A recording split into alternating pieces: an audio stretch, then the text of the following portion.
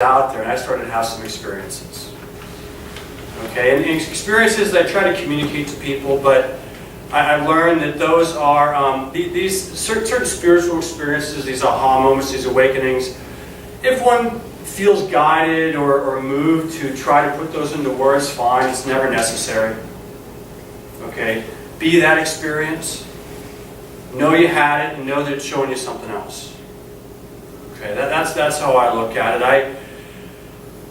I could try to put words to these God, these eternity experiences. Really what it is I'm kind of the Jamie of the world that has concern, that has the past and the future, and that moment isn't there. Okay, there's just this vibrant joy. Okay, this happiness. And when did it start to arrive for me? I don't know, it was kind of always there in the background, and I had similar experiences when I would have accomplishments here in the world, but I noticed a very distinct difference. Okay, between the Jamie accomplishments in the world, the Jamie getting things, the Jamie I have a hot girlfriend, okay, the Jamie that has these things, the Jamie that has, this taken care of by their people, okay, the Jamie that scored a goal in soccer, I could go on and on and on. Okay, there's this Jamie that is accomplished. Okay, that is accomplished now. And that's the Jamie that I love. That's the Jamie that the Course talks about that is not the body. Okay, that's where that space is. Okay, part of the first lessons, and actually it's all through the workbook, but there's a whole review section devoted to I'm not a body, but I am free, or I'm still as God created me. Anyway, I won't get into that subject, but that's essentially what it was, is that I got the sense that that's what I was experiencing. Okay, and actually saying that right now, as I'm talking, it seems foreign all of a sudden. The talking seems foreign. It seems strange. It's just something I'm doing. Okay, but there's this vibrant peace behind it. I'm really happy. Okay, I'm not afraid. Not afraid of saying what's on my mind. I was never like this, guys. I carried some really interesting stuff up here. For years and years and years it just was what it was. I didn't question it until I started to suffer enough. Okay, and I started to say, well, there must be a better way.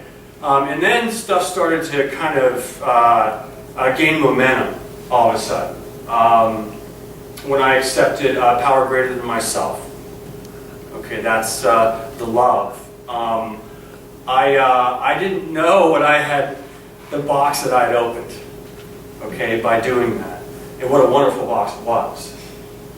Okay, I denied it at times, I ignored it, I was afraid to go out and meet it. Okay, but I am no longer. Okay, some beautiful things in that box. Okay, and that's what this retreat represents. It is a chance to open that box. Okay, and look at the beauty that's within oneself.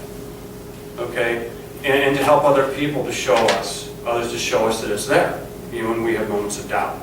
In an environment that's supportive of that, and it represents that, it symbolizes that embodies that. We have a lot of individuals here that bring a lot of holy individual contributions. Okay, to retreats like this, all of you. Okay, share those, please, with one another. We'll have an opportunity later in this weekend to share some of our personal experiences of how we got here. I know that for me, I am empowered by that still when I hear it from others. Absolutely, because it's just a reminder for me that maybe I think I am somewhere I'm not. I've fallen back into this kind of malaise of life, and I still think that I'm on some sort of spiritual awakening journey.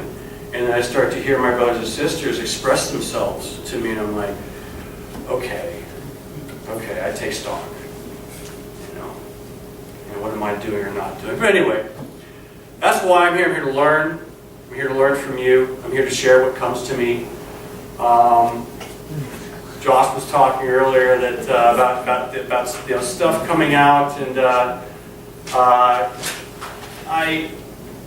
it doesn't always make sense to me what I say, okay?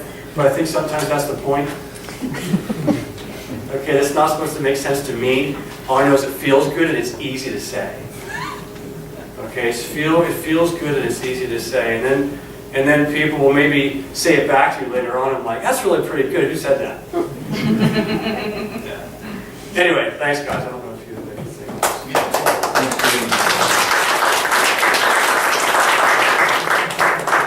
Yes, to you, Justin. Just to come off of what Jamie was saying about this being a collaborative venture. The Course says that it's a collaboration of bright minds. The whole idea of one person waking up like one in a physical body and someone following them like a guru on the planet globally is basically being undone. That's just not happening. There's not a lot of that going on anymore that I know of. Maybe there is. But it's more of this collaboration of everyone waking up together. Because it's all one mind. What's the Course say? If one person wakes up, fully accepts God's truth, the whole world wakes up, right? Right? Right. Yes. Okay. Yes. Because there's only one son or one daughter, whatever word you want to give to it. One ego. Yeah, one ego too. Yes, there's only one ego. Thank you. Yeah, so that's another point, is that every dream has the same theme. You might change the color of it, the picture, or put it in a different box, and I love the Courses talk about it, like wrap it up differently. You know, put some ribbons on it, put some glitter on it, you know, put a big price tag on it, but that doesn't mean there's anything inside it. No matter how you paint the picture of it, it's the frame, of the picture, what's inside the box. See, that's what the world's doing all the time, is it's painting different pictures, but it's still the same ego every time. You know, quit looking for things in the world to satisfy you. That's the main teaching of the Course that threatened me. It just kept on going back to that. Quit looking outside yourself for answers. Quit looking for the better job, better relationship, better this, better that. It's not there. It doesn't lie there. It lies in my heart now. Jesus mentioned it 2,000 years ago, and the Buddha mentioned it, 500 years before that. You know, it's just not sinking in. But now, I feel like it is. How many here feel like it is? It's sinking in on a collective level. Yes. Yep. Oh yeah. Amen to that. Two hands. Two hands. Yeah. Yep. It's sinking in. Hallelujah. Yeah. Yep. A woman.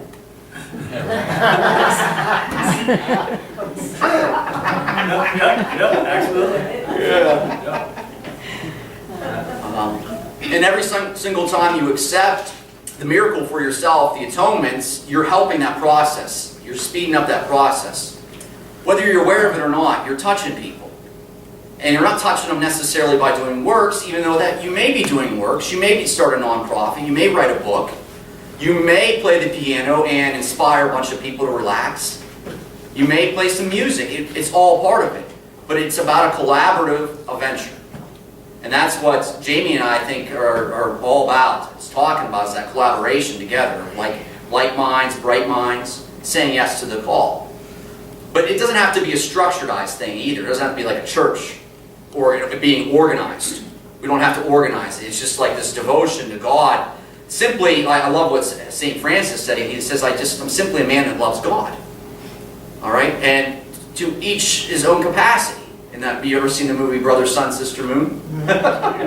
in that part when they're in the town and one of his disciples is looking over and lusting after the woman. He's like, I can't do it. And he's like, why didn't you shave my head? And he's like, well, we knew.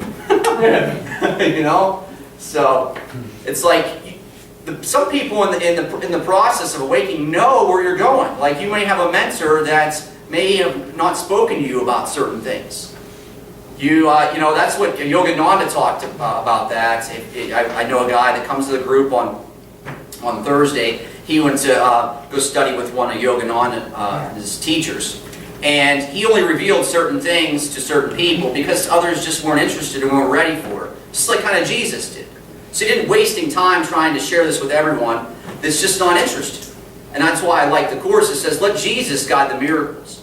So if I'm trying to share this with everyone, trying to get people interested that just aren't, I'm wasting time and I'm going to burn myself out. And I won't be in peace. I won't be in peace. Yep. Okay? Yeah, as long as I am out there in the world basing my peace, love, and joy, and happiness on whether other people are getting it or not, okay, well then I'm not getting it. Yeah. Okay?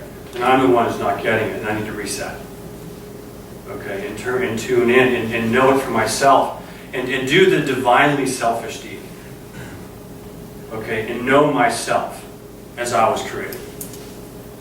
Okay? And then from there, I'm more clear as to who, what, and where. Okay? And I'm not so fragmented and so outside of myself now, or directed just to find it within. That's what the Course is about. It's about the discovery of the self. Okay, through discovery of the self, through my decision.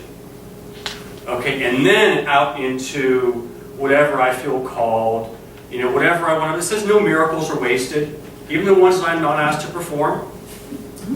Okay, it's not saying I can't perform miracles without permission. It says, but those inspired miracles from my higher self, from Jesus, from God, will be the most beneficial at the time because there's more awareness. Okay, than the Jamie's awareness. Okay, but any act of love on my part that seeks to know myself further through another, okay, my holy self, and to aid stuff like that is awesome. Yeah, it'll be used, absolutely. I must become comfortable doing that, actually, because the one who can see all things and perform those miracles through me is me, that I am coming to know, that I am coming to remember. Okay, so at some point, they're really one and the same, but anyway, in time, that's not the case. But in eternity, yes. In eternity, yes. I'm just going to read a couple of the miracle principles. One of them, it says, miracles should inspire gratitude, not awe. You should thank God for what you really are. The children of God are holy, and the miracles honors their holiness, which can be hidden but never lost. So that's why people like gratitude, because it inspires that miracle. Okay? It's never lost. It was only hidden by a grievance. A grievance and gratitude don't go in the same place. Just like faith and fear.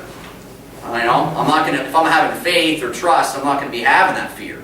Just like if I'm having a grievance, I'm not going to be in gratitude. And it says, Jesus is talking, I inspire all miracles which are really intercessions. They intercede for your holiness and make your perceptions holy. By placing you beyond the physical laws, they raise you into the sphere of celestial order. In this order, you are perfect. So yeah, and this is where the Course may seem to contradict itself, because in the teacher's manual, it says that you are not perfect because you're here on earth. But it's saying that you're right here, that you're not really here on earth. This isn't your real home. You're not even really here right now. So, yeah. But you're experiencing this, the sense perceptions, all the physical reality, as if you are, and you're going through the learning process, and you are in need of miracles at this point, at this intercession, until you recognize you're not here. But in the higher mind, you are perfect. You're not here. So you can't, that's what it means by you cannot die. It's the spirit, you're not the body. And that's why you can experience eternity here, is because your true self flows through here now, and you get to experience it wholly instant of that eternity. Yeah, and that's what I think, John's book, Eternity in A Course in Miracles. I love it. Me too. Yeah. So, and because I feel it, not because I conceptually understand it, because I don't. I just know it to be true for myself, and words come to explain it that I don't, like Jamie said, I don't necessarily understand, but they inspire others to have an understanding of it at some level, because I know, because I see it. Not with my physical eyes, but with spiritual eyes. Physical sight will always deceive me. It's physical sight is coming from judgment. Another part of the miracle is it induces spiritual sight. If you're doing the workbook lessons, you're going to start to see from spiritual sight. And that may show up for, like I like to use names like Diane or Luana a little differently. And we're not to judge that. And that gets into this organization, this church story where you start to judge, well, why am I not having an experience like her? or why is his different than mine? And you get into this judgment. Instead, you allow people to have their own experiences. You support them in their process and say, yes, I love that experience. That's wonderful that you're having that. And you honor your own too. That's another part, is if you can get in the part of attacking, is if you start to say, oh, I love all yours, but you don't respect your own.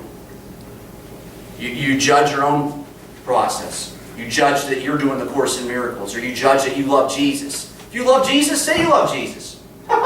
What's it matter? Jesus. You love Jesus, Kelly? Yeah, me too. I love Jesus. And Jesus said that in the Gospel. He said, if you're afraid to proclaim me, you're not worthy to receive me. So that's what it's saying. If I'm afraid to say that, not necessarily with words, but to feel and look at people and just know, this is Jesus doing this, then I'm not going to be able to receive that. They're so cute and adorable.